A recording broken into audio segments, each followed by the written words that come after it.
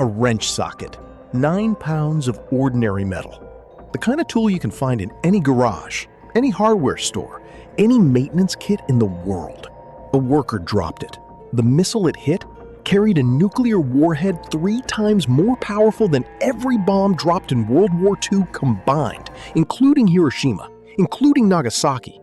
Every single explosive detonated by every single country across 6 years of the most destructive war in human history. 3 times all of that in one warhead, sitting in a hole in the ground in Arkansas, and a dropped wrench socket nearly set it off. What happened next in that silo, over the next 9 hours, came closer to a nuclear detonation on American soil than almost any moment in the entire Cold War. The president was briefed. Evacuation plans were activated.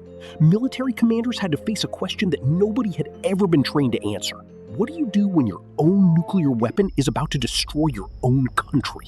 And at the center of all of it, a 9-pound tool, dropped by a man working a late night shift. Level 1. The missile in the ground.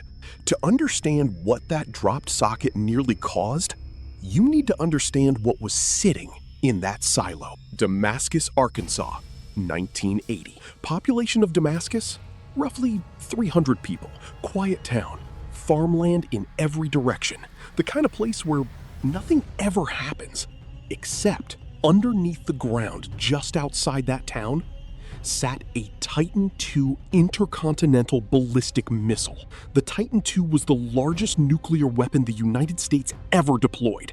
It stood 31 meters tall. It weighed over 150 tons.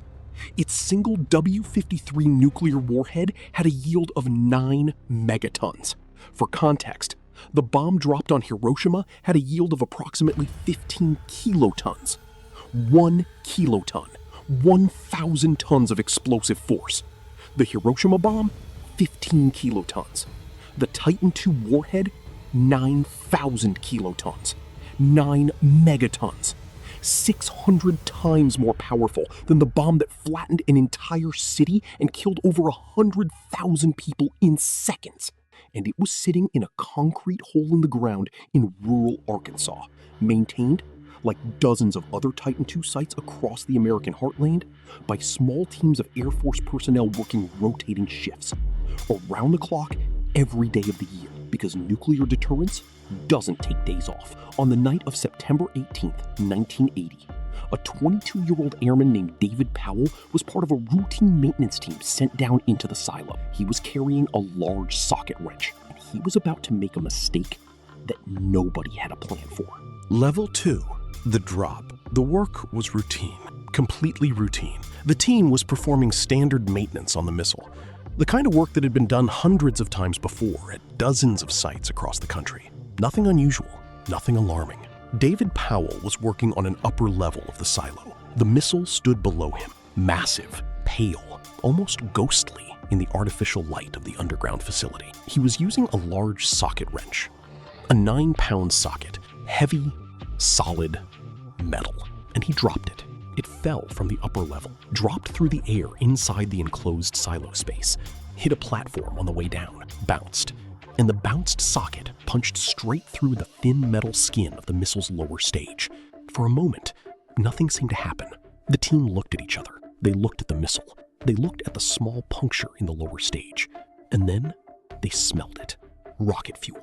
Titan II missiles used a highly toxic and extraordinarily volatile liquid propellant called Aerosine 50. It ignites on contact with its oxidizer. It is so dangerous that workers handling it wore full hazmat suits. And it was now leaking freely into an enclosed underground space. The clock had just started. But that wasn't the real problem. The real problem was what the leaking fuel was building toward. Level 3. Within 9 hours, the team evacuated immediately. Standard protocol. Emergency procedures were activated. The Air Force sent in teams. Local emergency services were alerted. A safety perimeter was established around the site, and then began 9 of the most terrifying hours in American nuclear history. Because the problem with a leaking Titan II wasn't just the toxic fuel filling the silo with explosive vapor. It was the warhead sitting on top of that fuel, a 9-megaton nuclear warhead sitting above an increasingly explosive environment in a silo that was now essentially a pressurized bomb. Teams went back in repeatedly through those 9 hours, trying to assess the damage, trying to vent the fuel, trying to do something to reduce the risk of ignition. Each time they went in, they were walking into a space filled with toxic vapor that could ignite from a single spark. One team member collapsed from fuel exposure and had to be pulled out. Commanders on the surface were receiving updates and making decisions with incomplete information because the situation had no precedent and no manual. Honestly, think about the men who went back into that silo. They knew what was leaking. They knew what was sitting on top of it. They knew that if the fuel ignited, they would be vaporized before they could take a step. And they went in anyway. If you were ordered to go back into that silo right now, what do? Because these were not special forces soldiers. They were maintenance workers, Air Force technicians, young men in their 20s who had signed up to turn keys and check gauges, not to walk into a potential nuclear ignition event. And some of them went back in multiple times. Level 4, the explosion. At approximately 3 a.m., 9 hours after David Powell dropped his socket wrench, the fuel ignited. The explosion that followed was not a nuclear detonation. The warhead, despite everything, did not detonate in the way its designers intended, but the explosion was still catastrophic. The pressure buildup inside the silo was so extreme that it blew the 740-ton silo door completely off its mountings. A door weighing more than a fully loaded Boeing 747 launched into the air. The warhead itself was thrown several hundred meters from the site by the force of the explosion. One airman, Senior Airman David Livingston, was killed in the blast. 20 others were injured. And the 9-megaton warhead, 600 times more powerful than Hiroshima, was found in a ditch nearby, intact. The safety mechanisms had held by the narrowest possible margin. Here is what the official report said afterward.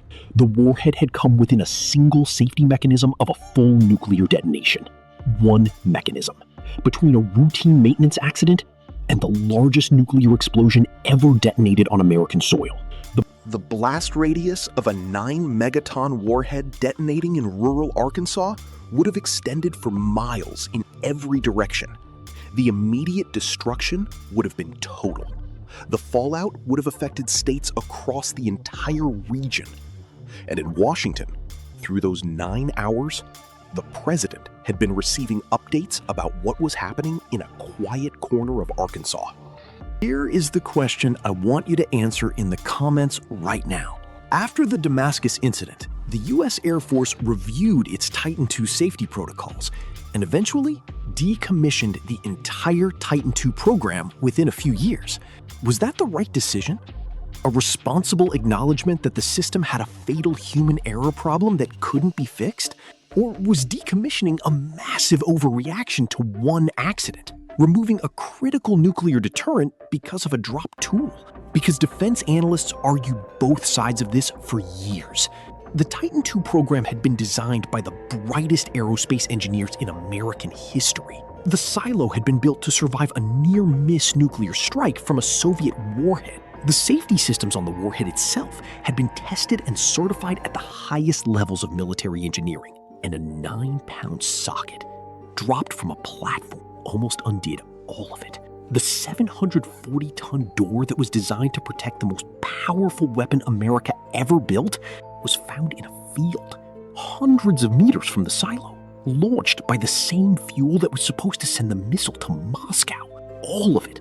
The billions in engineering, the decades of nuclear strategy, the entire architecture of Cold War deterrence sitting on a hair trigger that a maintenance worker accidentally pulled with a wrench on a Tuesday night in Arkansas.